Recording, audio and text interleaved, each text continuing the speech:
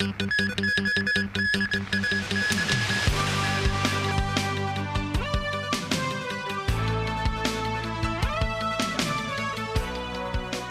to TVB News. 7 people were killed in another mass shooting in California, the second in 3 days in the U.S. West Coast state. The victims, all agricultural workers, were shot dead in the coastal town of Half Moon Bay, 30 miles south of San Francisco. The 67-year-old gunman was arrested a short time later after he was found sitting in his vehicle. Matthew Bray reports.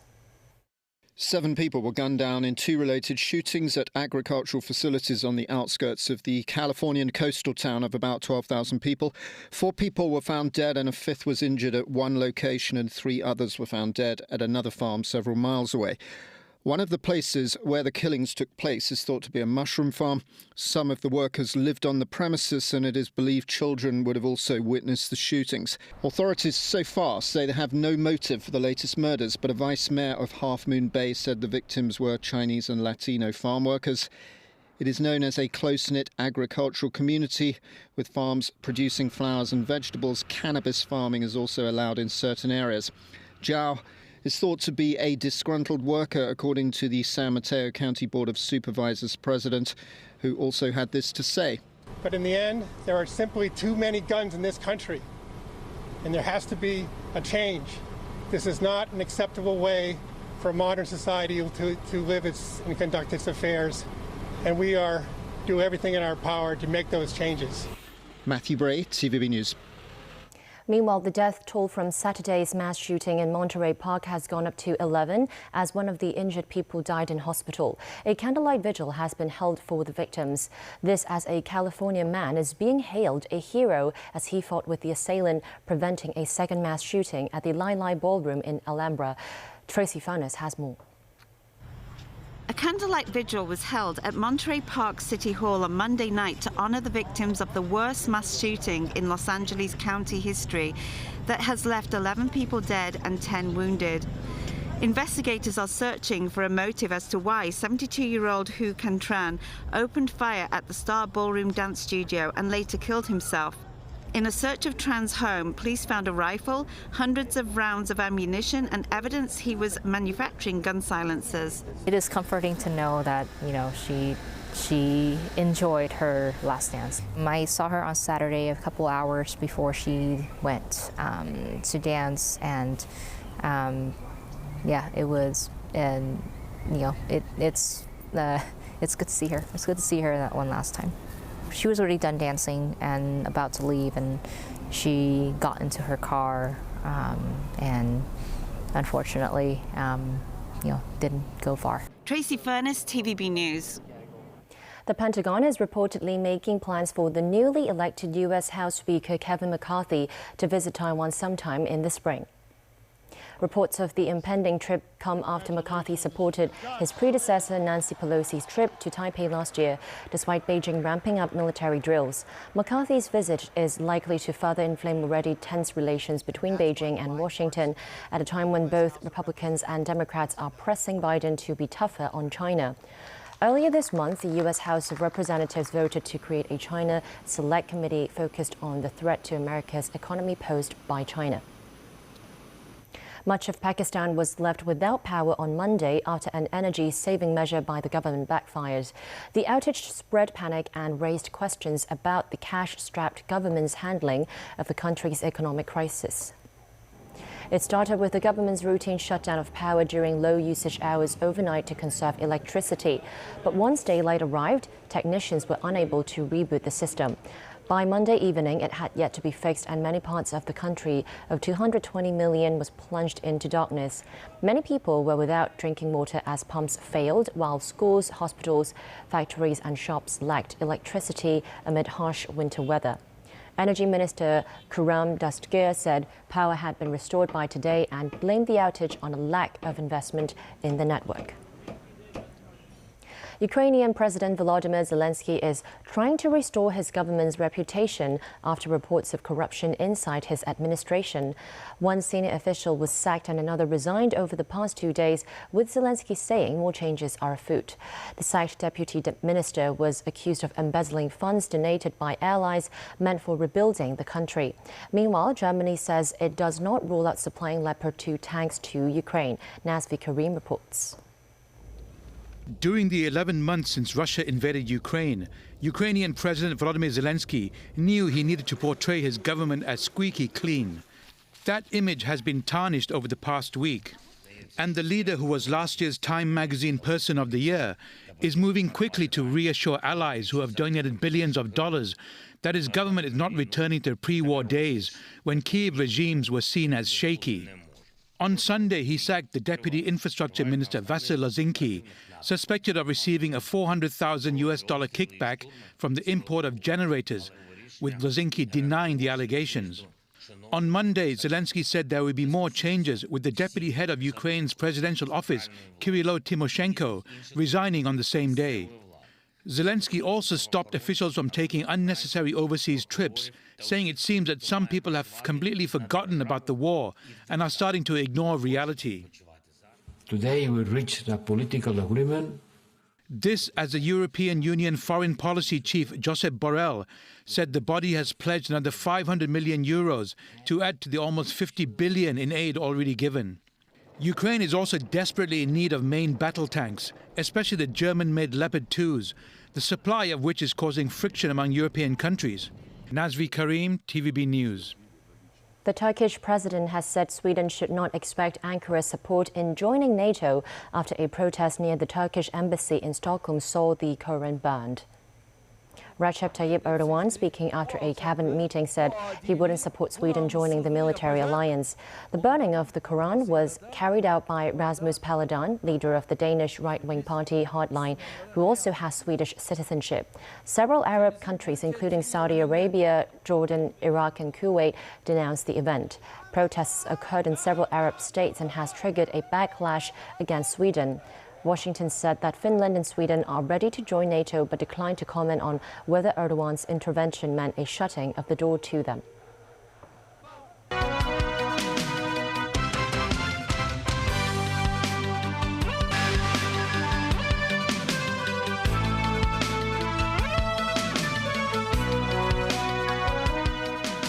Welcome back to TVB News. The Hong Kong Jockey Club held its Chinese New Year race day at the Sha-Tin Race Course today, the first time since 2020 that the public could enter the venue without prior reservations or other restrictions. The total amount spent on betting today reached $2.1 billion, a post-1997 record high figure for the Chinese New Year race day. Timothy Lee reports. The thunderous sound of horses galloping rocked the fully packed grandstand at the Hong Kong Jockey Club's Sha-Tin Racecourse. To better facilitate the large number of visitors, the Jockey Club opened its doors 5 minutes earlier to welcome Hong Kong's horse racing enthusiasts. Marking the special occasion, much of the racecourse was adorned with Chinese New Year decorations, raising the festive spirit. Besides locals, the Chinese New Year race day attracted many tourists. And I like the little shows at the beginning. I love the atmosphere and like all the decorations. In the US, we have some, like the Kentucky Derby is a big one, but that's the only one I've seen. But I've heard a lot more about horse racing for Hong Kong. It's my first time and it's quite interesting to see something like this. I mean, I never saw Chinese New Year, so this is a good way to experience it. So I did actually on the first race, I bet on the horse number 3 and won.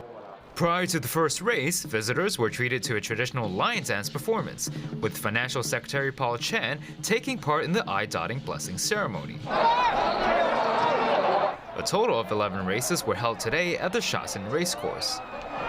For the past 2 years, the Chinese New Year race day only permitted the entry of people who had made prior reservations for the club's restaurants.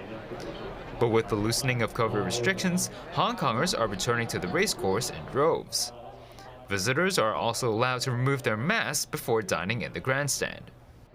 Today at Shotton, the Hong Kong Jockey Club has reported the highest number of visitors to its racecourse over the last 3 years.